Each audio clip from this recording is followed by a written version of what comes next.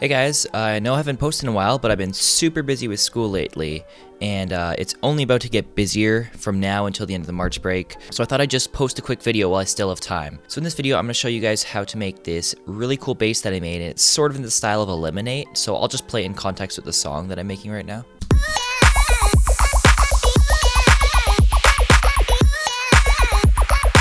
And then after it goes up an octave.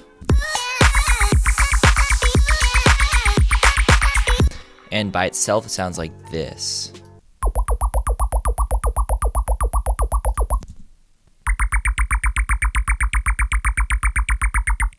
So it's a super cool bass, and I'm just gonna show you guys how to do this.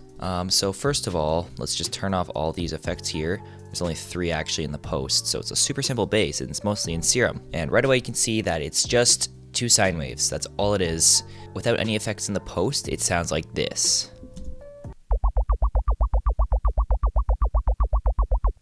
And actually, without the filter and without the sub, I'm just going to play it like this. Yeah, so anyways, it's super simple. I turned down the level a little bit because in the song, it sounded a little bit better, but I can turn it up like this. There we go. That's a bit louder, so you guys can hear it. First of all, we've got only one LFO here, actually, and it's just at 16th notes, and it re-triggers. And just this basic shape here, and then I've put that on the level of our oscillator A, which is FMing from B, and B is turned all the way down. And then the interesting part here is that oscillator A is actually 4 octaves up, and oscillator B is actually 2 octaves down. And one thing that you'll learn about this type of bass is that when you move this second octave, it totally changes the characteristic of the bass. So if I turn it down to -3, you'll hear this. If I turn it down to -4, it's like this. And really, what it's doing when you turn it up and down is it's changing how fast the frequency of oscillator A is being modulated. So if I turn it up to -1, it's faster, and even up here. So anyways, we want it back to -2 because I think that's the coolest sounding one. But you could totally experiment. I turned on the sync mode here. I didn't use it actually, but I was just turning it on to experiment with different octaves of this sine wave. So that's the basic patch here. Then if we turn on the filter, all it is just LFO1 is modulating the cutoff. It's a low 24, a bit of resonance. And then if we turn on the sub, I also just put LFO1 on there, and I made it this rounded sine. So I mean, that's the basic patch. All you gotta do now is just add effects. A little bit of hyperdimension, but I didn't do too much just because when you make sine waves wide, they sometimes don't sound great.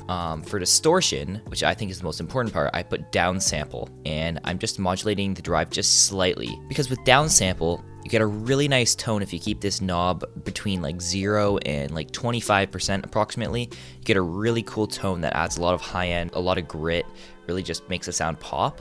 So here, I'll let you guys hear it with this effect on.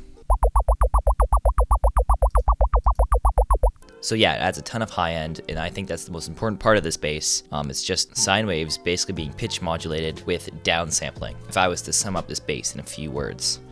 Then I put some phaser on it just for some character, and then I added delay because this is like a characteristic that Eliminate always has in his music. He always has like a really short delay, and so you'll hear this makes a big difference. And it adds that like really weird sort of like tonal delay sound. So anyways, that's really cool. Then I added an OTT, which is pretty simple, and I added a filter at the end just to cut out some of the lower frequencies. So I made it a high pass 12, and yeah, you guys can look at the settings there, pretty simple. And this is what it sounds like with all that. So that is the bass so far. Before I jump into the post, what I want to talk about is the pitch bend, and all I've done is I've set this to -12 and -2. So when you bend it down, it goes down 2, and when you bend it up, it actually goes down 12. In the pattern here, I've just set it so it goes up, and then at the end of the pattern, it goes down. So I'll play this for you. And then at the very, very end of this drop, I decided to make it go down 12. And if you guys are wondering, the second part of the drop where it goes higher, all I did is just pitch it up. I didn't actually like change anything. I just pitched it up an octave. But anyways, yeah, when I pitched it up, I wanted to keep the sub at the same octave. So as you'll see, for this part of the drop, it goes down an octave just to maintain the same sub note. And then in the effects section, I've got a utility here. Just turn on the bass mono option. And as you can hear, anything that's 186 hertz or lower is just mono. And then I've got an OTT amount just below half and time all the way up. And then an EQ8 here. Yeah, just cutting out some like super low end. But like I could do some more EQing, but to be honest, I think with this style of bass, it sort of sounds good with all these like harsh high frequencies, because that's sort of the style of bass. And then in the mix, it sort of blends in a little bit.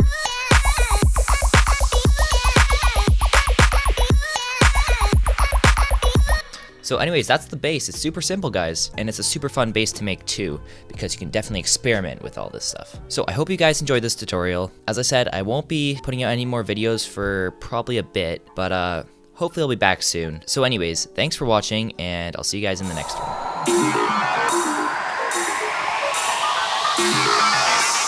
I am unstoppable!